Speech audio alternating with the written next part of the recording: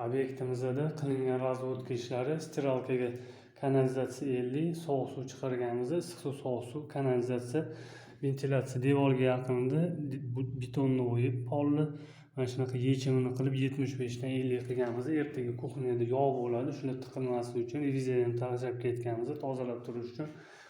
Xonadonimizda peripad davleniya bo'lmasligi uchun issiq suv, sovuq suvga 25 truba tashlaganmiz. Hojatxonamizda stoyaklarini polniy переделка qildik.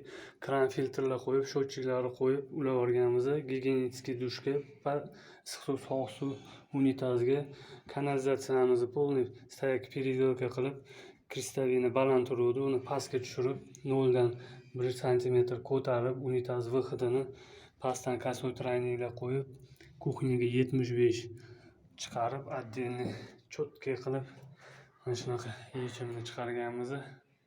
Sanuzelimizda 100 dan 75 qilib 75 dan 50 ga o'tkazganmiz. Rakvinaga 50 kelyapti, vannaga ham косой тройник bilan 50 chiqyapti. Sintrovka olganmiz. Vannamiz 70 ga 1,5 plastmas bo'ladi. Noshkasiga mishat qilmaslik uchun shunaqa hisob-kitobini olib, kanalizatsiyani devordan qochirganmiz.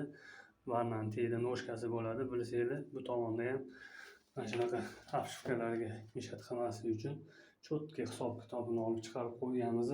Trubalarimizni utapit qilganmiz, hamutlarga cho'tka qotirganmiz. Mehnatimizni bahosini o'zinglar berasizlar.